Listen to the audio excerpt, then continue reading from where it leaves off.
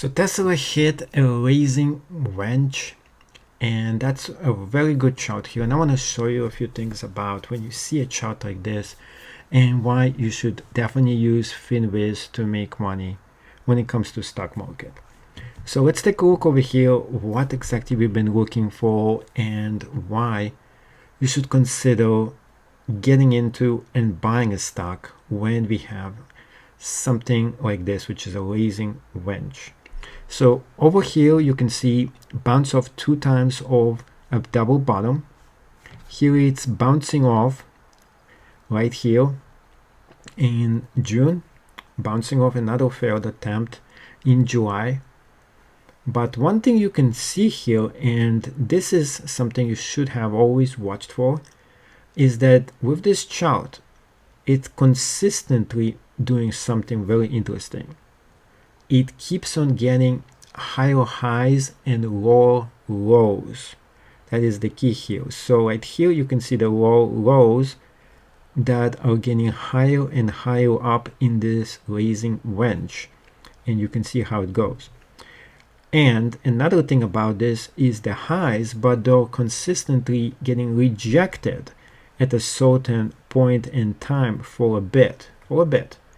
And what is happening here is that eventually it breaks out. Here we have the breakout, because what happened now is that everybody who wanted to be out of this stock sold out. So if somebody lost money, for example, a while back, right about here at 462, and I mean if they got in at the wrong kind of a tape, what happens is they load this down at 460, or maybe even, let's say somebody went in 420, right, and they thought they can get to 500 or 600.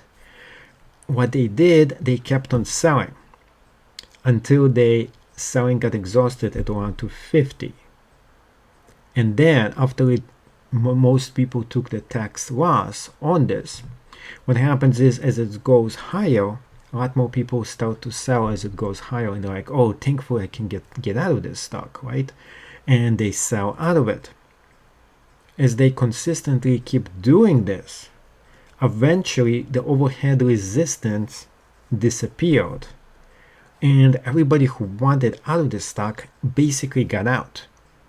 And when this happened, it broke up all the way to the top, because everyone who wanted to sell already sold, and everybody who wants in now could get in and squeeze this basically to almost at all-time high for a bit. But if you're really looking at this, guess what happened over here? So you can see right over here that this specific location, there is a gap. And as the saying goes, all gaps have to get filled.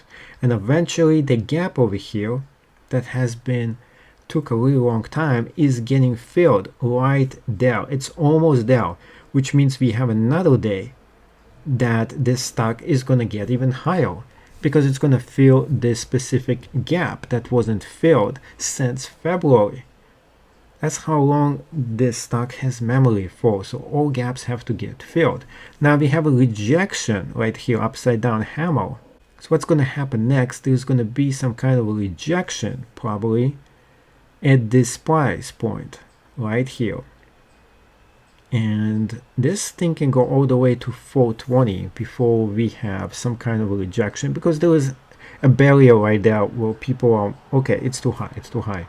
But there is an opportunity, there is a chance this thing will hit an all-time high at around 465 in the next few days. This is how crazy this move potentially could be. What happens after is the most important thing here. The reason it's going up, there is no specific reason except the Federal Reserve, once they cut the rate, the stock might collapse and it's going to go down. So pretty much there is 2 people who are driving this up. People who are, wow, it's going up, let's go ahead and buy this. There's also the short sellers who are covering the short. And there is also people who are shorting this stock even more because they know it's going to drop once the news actually hits. And the way down this thing is going to go. First it's going to go parabolic all the way to all-time highs. And then it's going to drop to around 272 is my thinking.